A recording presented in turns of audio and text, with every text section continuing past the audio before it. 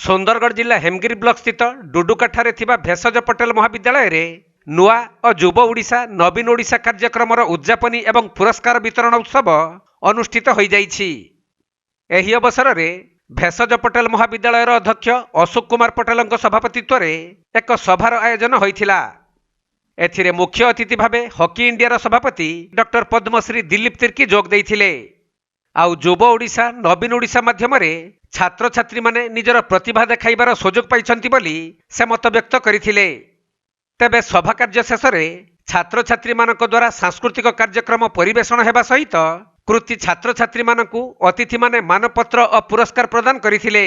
प्रथम तो नवीन पट्टनायक को धन्यवाद देवी। आज नुआ ओडिशा युव ओडिशा नवीन ओडिशा जो कार्यक्रम अच्छे अनेक पिला मान भितर दक्षता अच्छी टैलेंट अच्छी टैलेंट को सर्च करने जो कार्यक्रम अच्छे अनेक पिला उत्साहित होगी कार्यक्रम सामिल होती निश्चय आम भविष्य पीढ़ी ओडिशार विकास प्रति दृष्टि देवे। ओडिशार जो आमर दक्षता अच्छे आम भर से दक्षता प्रति निश्चय सामना को आसो ओडिशार विकास निहाती भविष्य में आउ द्रुत गति बढ़ा विकसित राज्य को आगू नापी युव ओडिशा नवीन ओडिशा कार्यक्रम गठन कर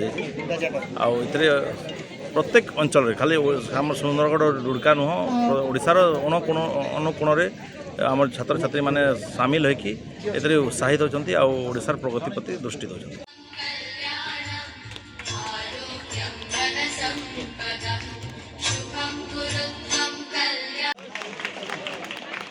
सेकेंड ईयर आर्ट्स आसी जानतु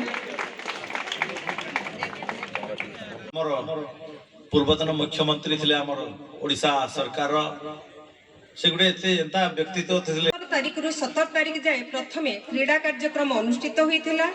20 तारीख रु 25 कविता आवृत्ति इत्यादि रे छात्र छात्री मानकर चमत्कार कलाकृति प्रदर्शन हमको मुग्ध करिथिला। सुंदरगढ़ जिल्लारु चैतन्य पटेल रिपोर्ट के लाइव।